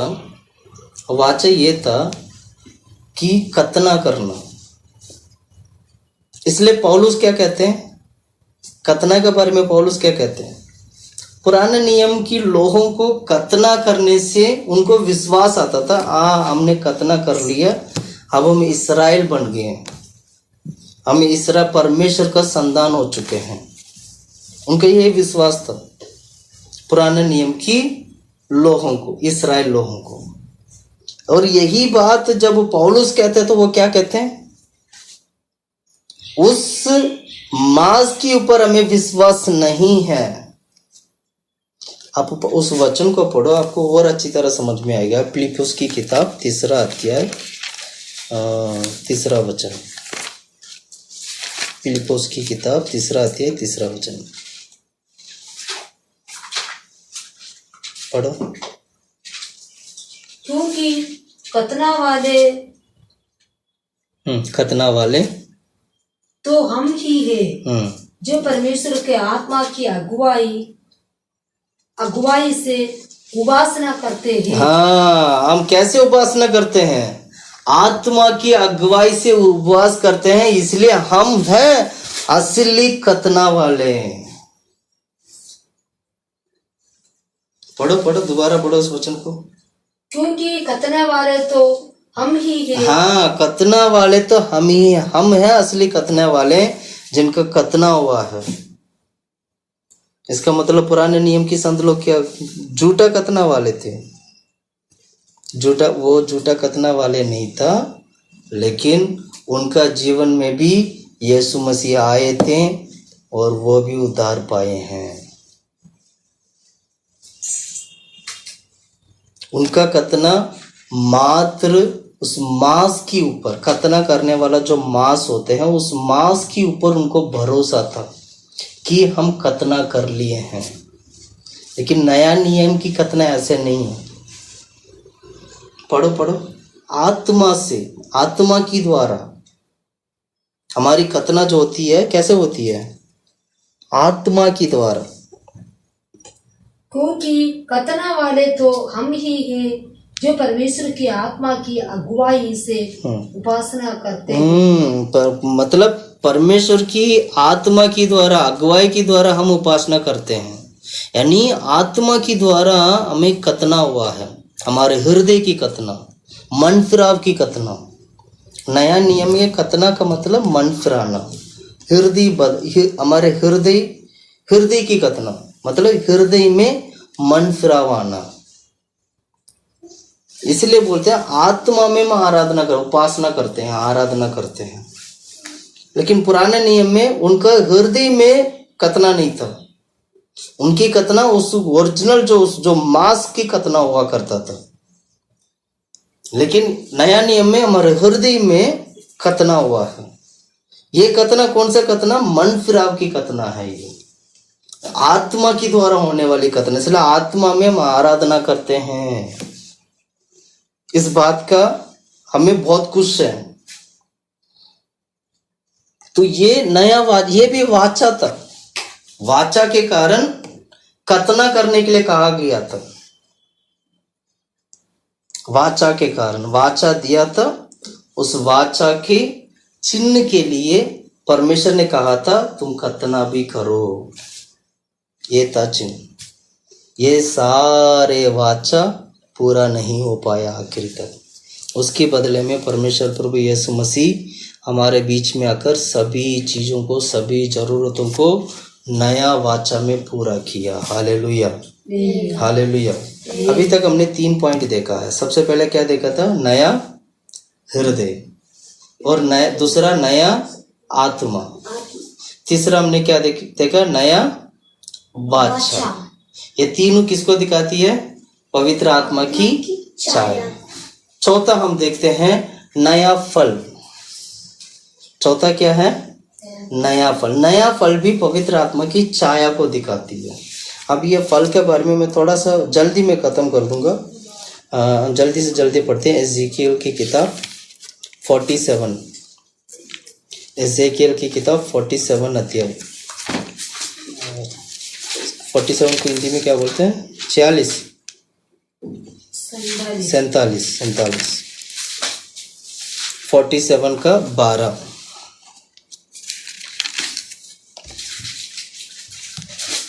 पढ़ो। नदी के दोनों किनारे पर बांधी बांधी के खाने योग्य बलदाई वृक्ष। नदी के, अब यहाँ पर थोड़ा सीखना है आप लोगों को। नदी के किनारे, दोनों किनारे पर बांधी बांधी के खाने योग्य फलदायी वृक्ष उपजे। हाँ, एक वृक्ष वहां पर आया था नदी के किनारे, और फल देने वाला वृक्ष था। कौन सा वृक्ष था? फल देने वाला वृक्ष था, बहुत ही अच्छा फल देने वाला वृक्ष नदी के किनारे। और आगे पढ़ो।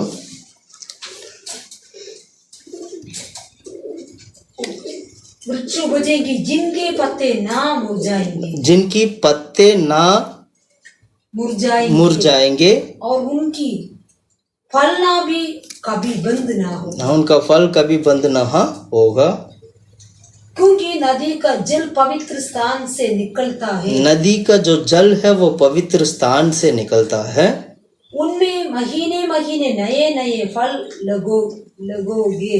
नया नया महीने में नया नया फल लगोगे। फल दो खाने, उनका फल तो खाने के और पत्ते आशीष के काम आएंगे। उनके फल खाने के और पत्ते आशीष के काम जाने के, आशीष के काम आएंगे, आशीष के काम आएंगे। Very good, very good, hallelujah.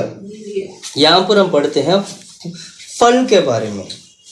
फल कैसे आता है? फल आने से पहले यहाँ लिखा है एक नदी है, नदी के दोनों किनारे में एक वृक्ष जो लगा हुआ है, जिसमें बहुत ही अच्छे अच्छे फल आता है, और उसकी पत्ते मुरझाता नहीं है, और फल खराब नहीं होता है, और फल बंद भी नहीं होते हैं।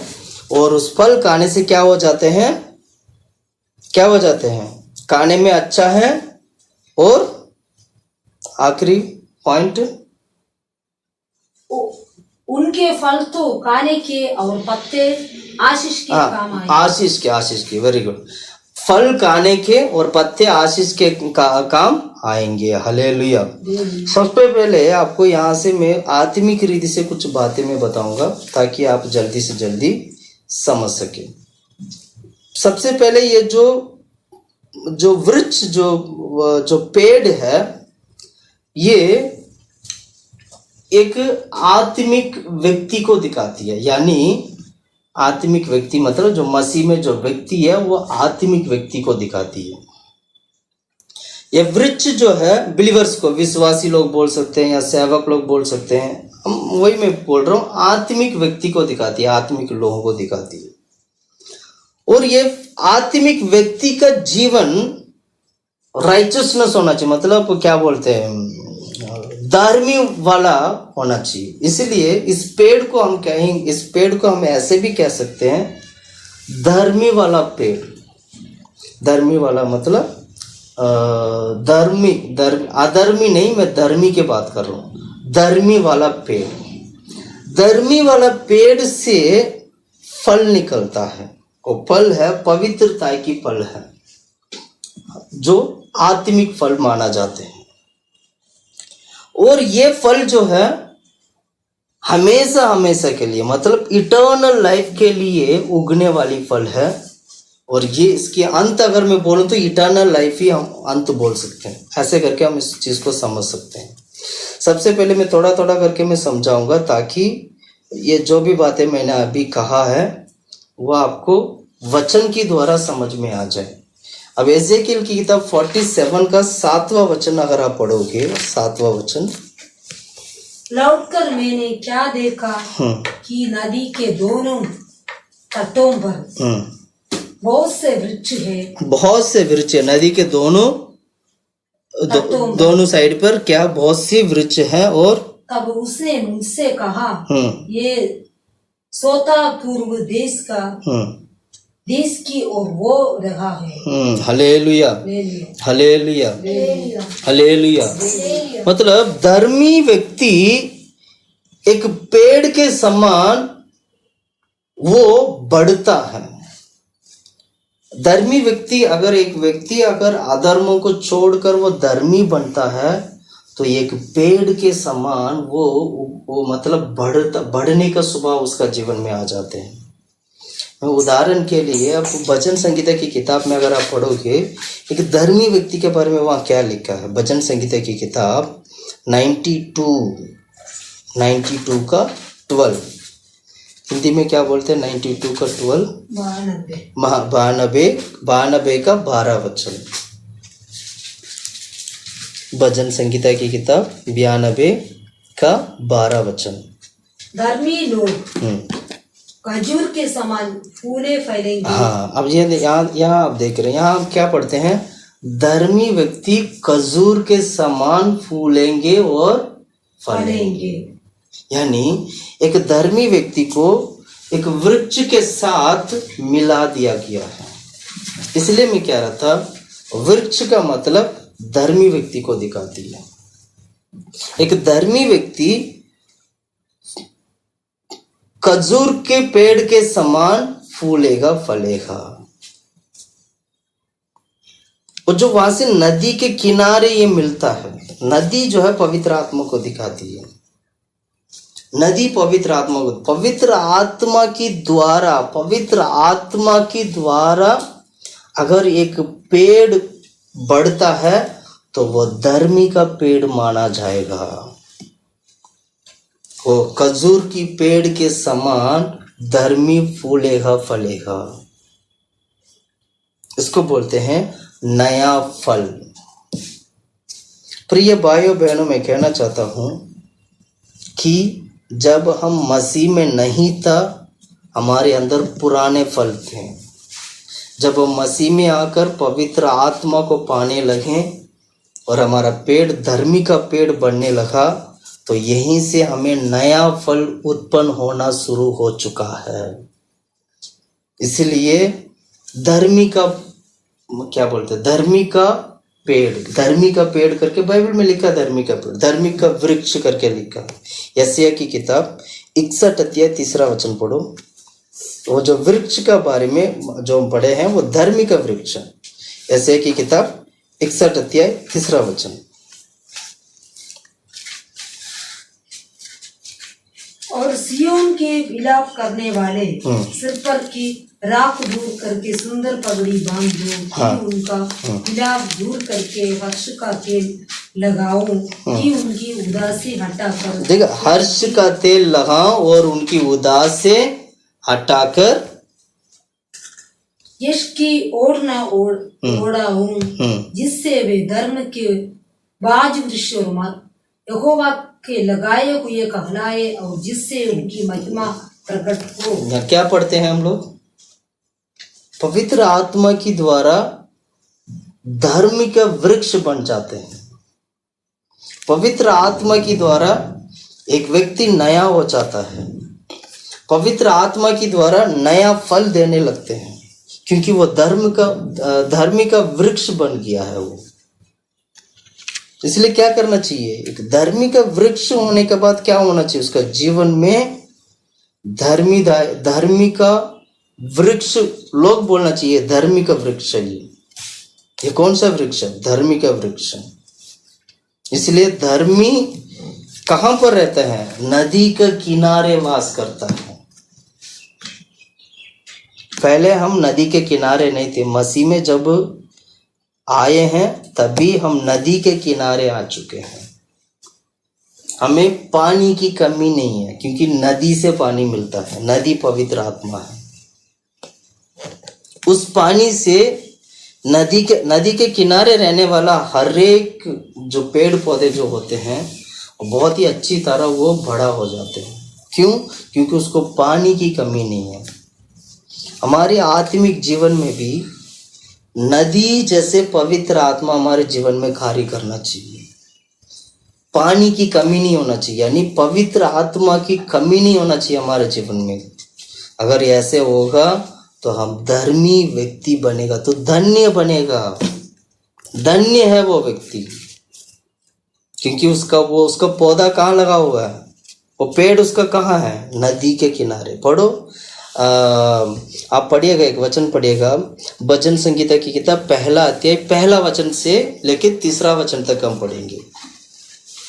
1 अध्याय 1 वचन से, भजन संगीता की किताब 1 अध्याय 1 वचन से 3 वचन तक। आप लोग सभी लोग इस वचन को जानते हो। पढ़ो।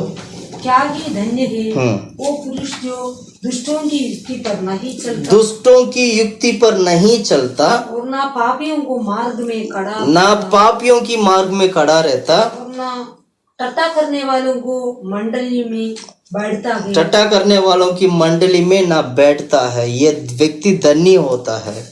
क्यों धन्य होता है? धन्य होने के कारण इसका जीवन में क्या होता है? आगे पढ़ो।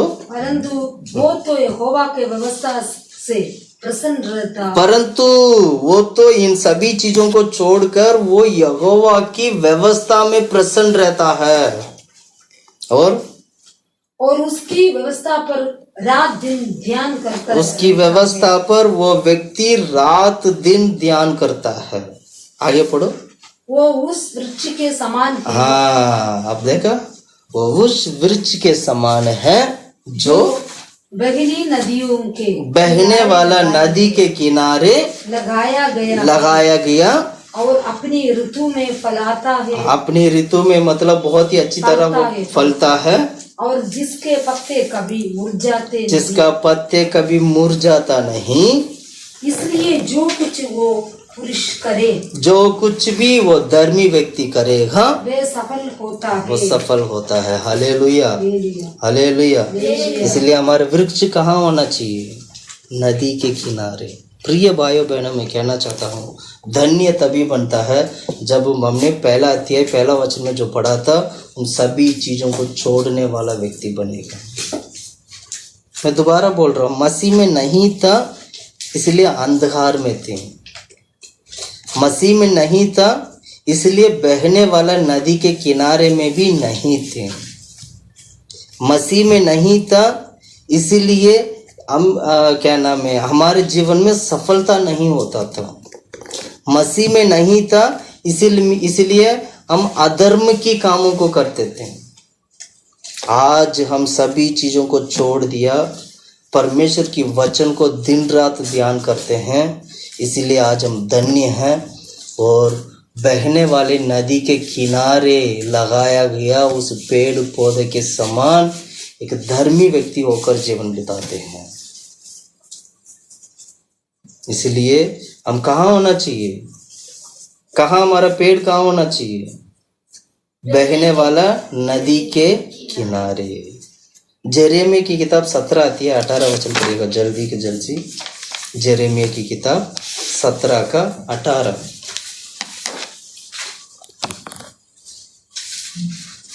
पढ़ो, जेरेमिया की किताब 17 अध्याय 18 वचन। हे यहोवा, मेरी आशा टूटने ना दे, मेरी आशा टूटने ना दे, मेरे सताने वालों की आशा टूटे। हाँ। उन्हीं को विस्मित कर, परंतु मुझे निराशा से बचा। उन पर विपत्ति डाल और उनको चकनाचूर कर दे। पढ़ो, आगे पढ़ो। यहोवा ने मुझसे यूं कहता है, जाकर सदर फाटकों के खड़ी हो, जिससे यहूदन के राजा और यरूशलेम के सब रहने वालों भीतर बाहर आया जाया करते हैं, और उनसे कहो, हे यहूदा राजाओं और सब यहूदियों। 17 का 18 बोला था मैंने, यिर्मयाह की किताब 17 का 18 नहीं, सॉरी 17 का 8 पढ़ो, 8 सॉरी 17 का 8 पढ़ो। वो उत्तम वृक्ष के समान होगा। हाँ, वो उत्तम वृक्ष के समान होगा, जो नदी के किनारे लगा हो, जो नदी के किनारे लगा हो। नदी के किनारे लगाने जो लगाया गया जो वृक्ष है वो उत्तम वृक्ष होगा। और आगे पढ़ो। उसकी जड़ जल के पास फैली हो। हाँ, जलती, उसका जड़ जल तक जा रहा है पानी पीने के लिए। आगे, जब धूप होगी तब उनको ना लगेगी। धूप होगा तो भी वो धूप उस वृक्ष के ऊपर नहीं लगेगा, क्योंकि वो पानी पीकर बहुत ही तंदुरुस्त के साथ खड़ा है। आगे पढ़ो। उसके पत्ते हरे रहेंगे। उसके पत्ते हरे रहेंगे, वो सूखेगा नहीं, उसके पत्ते मुरझाएगा नहीं, गिरेगा नहीं, टूटेगा नहीं। आगे पढ़ो। और सूखे वर्ष में भी उनके विषय में कुछ चिंता ना हो। मतलब अकाल की समय पर भी उसके घर पे खाने पीने होगा। इसको बोलते हैं धर्मी जन का जीवन, एक धर्मी का लाइफ इस वृक्ष के समान होता है। प्रिय भाइयों बहनों, मैं कहना चाहता हूँ, जो नया फल जो होता है, क्या करते हैं, पवित्र आत्मा की द्वारा फल आना चाहिए। अब अच्छा, इस फल से लोग चंगाई भी पाते हैं। फल से लोगों का मन तृप्त होता है। मैं एक वचन पढ़ाना चाहता हूँ, यिर्मयाह की किताब 8वां अध्याय 22वां वचन, 8 का 22 पढ़ेंगे। 8वां अध्याय 22वां वचन, यिर्मयाह की किताब 8 का 22। क्या गिलाद देश में कुछ बलसान की औषधि नहीं? क्या, कौन सा औषधि नहीं? बलसान मतलब ये एक पेड़ का एक क्या बोलते हैं, एक पेस्ट बोल सकते हैं, या जो पेड़ में जैसे दूध आता है ना, जैसे पेड़ को काटते हैं उसमें से जो पानी निकलती है, उससे लोग क्या करते थे, अगर कहीं चोट लग गया तो उसको लगाते थे। लगाने से क्या हो जाता था, वो ठीक हो जाते थे। जब मैं बचपन में था, जब मैं गांव में पढ़ाई करता था, तमिलनाडु में जब मैंने पढ़ाई करते वक्त अगर मान लो हमें कहीं चोट लग जाते थे तो हम लोग क्या करते थे, वहाँ पर एक जड़ी बूटी होता है जो चोट लगने से उसको लगाने वाला जड़ी बूटी, उसको क्या करते हैं, उसके पत्ते निकाल कर उसको अच्छी तरह हाथ में ऐसे मतलब उसको पाउडर जैसे बनाकर, पाउडर जैसे नहीं, दबा के करने से वो ना, वो या पत्थर से मारने से वो पूरा ऐसे चटनी जैसा बन जाता है। फिर उसको क्या करते हैं, उसको जहाँ चोट लगा वहाँ उसको लगा देते थे, लगाकर कपड़ा बांध देते। ये बचपन में हम लोग ऐसे करते थे, किया था हम लोगों ने। अभी तो कोई ऐसे करता नहीं है, लेकिन गांव में अभी भी लोग करते हैं ऐसे। तो गांव में हम लोगों को मेडिसिन के पीछे नहीं जाते थे। पेड़ जो होते हैं, पेड़ में से जो पत्ते हो गया, पेड़ की जो रस, जो उसको काटने से जो उसमें जो दूध जैसे जो रस जो आता है, वो ये सब लगाने से चंगाई हो जाते थे। कहने का मतलब पेड़, ये वचन यही लिखा है यहाँ पर। क्या वो नहीं था तुम्हें चंगा करने के लिए? पढ़ो उस वचन को। क्या गिलाद देश में कुछ बलसान को औषधि नहीं? हाँ। क्या उसमें कोई वायद नहीं? यदि है तो मेरे लोगों के घाव क्यों चंगे नहीं होते? हाँ, क्यों चंगे नहीं होते? मतलब पेड़ पौधे का जो पत्ते वगैरह हो गए, ये सब हो गया, ये चंगाई भी करते थे। इसके फल चंगाई करते, फल जो है मन में शांति देता था, उनके पत्ते चंगाई करते थे। इसका मतलब क्या हुआ, हमारी आत्मिक जीवन में दूसरों को चंगाई मिलना चाहिए। हमारे आत्मिक जीवन के फल से दूसरों को चंगाई मिलना चाहिए। और यही बात प्रकाशित वाक्य में पढ़ते हुए हम क्या पढ़ते हैं पता है? पढ़िएगा प्रकाशित वाक्य, इटर्निटी में भी ऐसी है, इटर्निटी में, अनंत जीवन में भी ऐसी है। पढ़ो प्रकाशित वाक्य 22वां अध्याय दूसरा वचन, 22 का दूसरा। उस नगर की सड़क के बीचों बीच उस नगर की सड़क के बीचों बीच बहती थी नदी के इस पार और उस पार जीवन का वृक्ष था। जीवन का वृक्ष था। जीवन का वृक्ष नदी के इस पार और उस पार जीवन का वृक्ष था। इसमें 12 प्रकार के फल लगते थे। 12 प्रकार के फल उस जीवन के वृक्ष में लगता था। और वो हर महीने फलता था। और वो हर महीने वो फल क्या नाम है, फलता था। और उस वृक्ष के पत्तों से जाति जाति के लोगों चंगे होते थे। उस वृक्ष की पत्तों से जाति जाति के लोग चंगे होते थे। प्रिय भाइयों बहनों, मैं कहना चाहता हूँ, आज मैं आप लोगों को इस बात को मैं बताना चाहता हूँ, पवित्र आत्मा को पाने वाला व्यक्ति का जीवन में पवित्र आत्मा की द्वारा फल, पवित्र आत्मा की फल उत्पन्न होता है। यानी जिसने पवित्र आत्मा नहीं पाया, जिसने पवित्र आत्मा को स्वीकार नहीं किया, जिसका जीवन में पवित्र आत्मा नहीं है, तो समझ लीजिएगा उसका जीवन में शरीर की काम है, शरीर की फल है। गलातियों की किताब में हम पढ़ते हैं 5वां अध्याय, जल्दी से जल्दी निकालो। गलातियों की किताब 5वां अध्याय,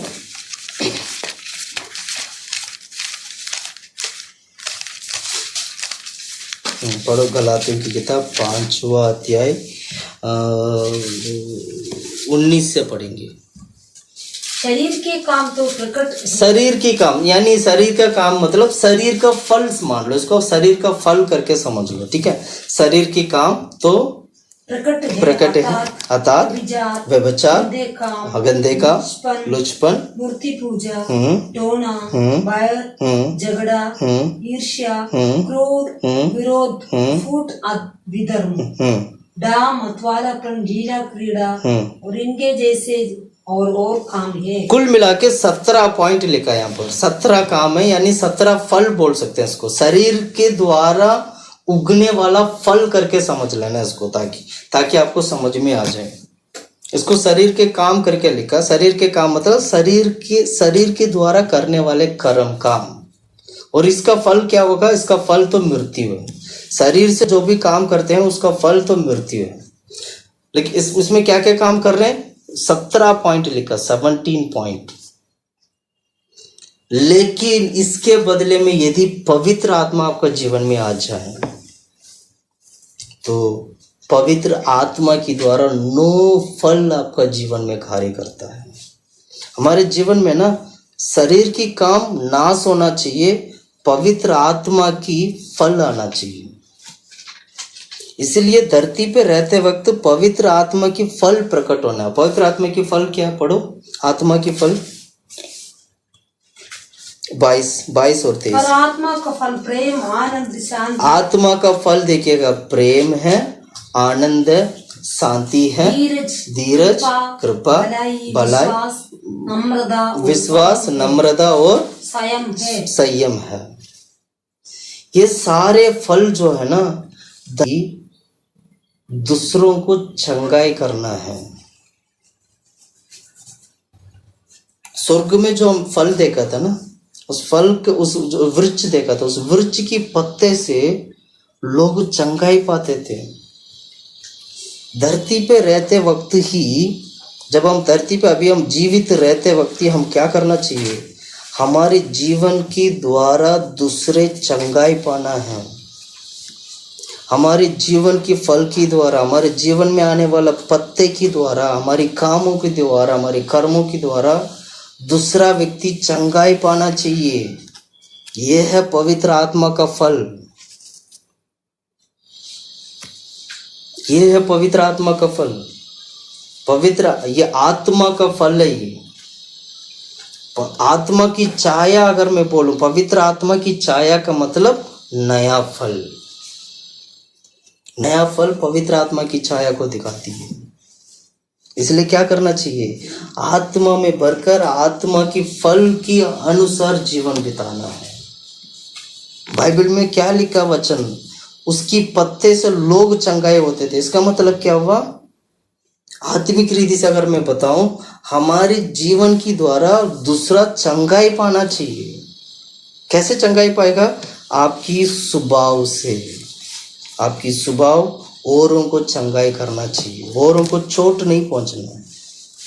आपकी स्वभाव ऐसे नहीं होना चाहिए दूसरों को चोट पहुंचाए।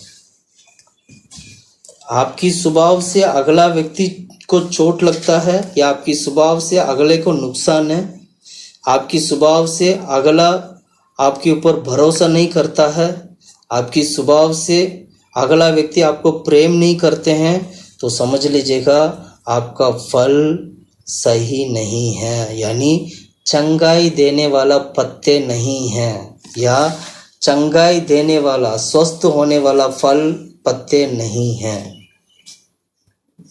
प्रिय भाइयों बहनों, मैं कहना चाहता हूँ, नया फल पवित्र आत्मा को दिखाती है। नया फल का मतलब यानी पवित्र आत्मा फल के रूप में हमारे जीवन में कार्य करता है। इसको बोलते हैं आत्मा का फल। पवित्र आत्मा फल के रूप में हमारे जीवन में कार्य करता है, इसको बोलते हैं पवित्र आत्मा का फल। पवित्र आत्मा का फल 9 फल है जो हमने अभी पढ़ा था। आत्मा का फल 9 है, हमने पढ़ा था, जो 9 फल जो हमने पढ़ा था। सबसे पहले आज हमने 4 पॉइंट हमने देखा है जो पवित्र आत्मा की छाया को दिखाता। पवित्र आत्मा की छाया है। सबसे पहले क्या दिखा था? नया हृदय, या इसको नया मन भी कह सकते हैं। नया हृदय बोलो या नया मन बोलो, एक ही बात है। नया हृदय, दूसरा नया आत्मा। नया हृदय और जो नया आत्मा, ये दोनों एक साथ है। जब भी नया हृदय या नया मन जब हम होते हैं तो आत्मा हमारे जीवन में वास करता है ना। तीसरा पॉइंट क्या है? नई वाचा जो यीशु मसीह हमें दिए, नया वाचा जो यीशु का लहू है ना। और चौथा नया फल। प्रिय भाइयों बहनों, मैं कहना चाहता हूँ, क्या ये चारों हमारे जीवन में है? क्या हम इसको पाते हैं आज? क्या इसके अनुसार, इस पवित्र आत्मा को अनुसार हम जीवन बिताते हैं? पवित्र आत्मा हमारे जीवन में कार्य करता है। अपने आप को फर्किए, प्रभु के हाथ में अर्पण करिएगा। अगर कोई कमी गटी कुछ भी हो तो प्रभु से माफ़ी मांगिए। परमेश्वर अब भी इसी वक्त प्रभु चंगाई देगा, छुटकारा देगा। आइए हम सब लोग मिलकर हम प्रार्थना करते हैं। आइए सब लोग हम घुटने में बैठकर प्रार्थना करते हैं। प्रभु की हजूरी में हम प्रार्थना करते हैं। प्रभु महान है, सर्वशक्तिमान, आज वो हमारे बीच में है। यहोवा परमेश्वर हमारे बीच में है। सर्वशक्तिमान परमेश्वर हमारे बीच में है। हमारे जीवन में कार्य करने के लिए वही परमेश्वर हमारे बीच में आया है। हालेलुया, आमीन। परमेश्वर तारी प्रभु, थारी प्रभु, थारी प्रभु, थारी प्रभु, थारी प्रभु, थारी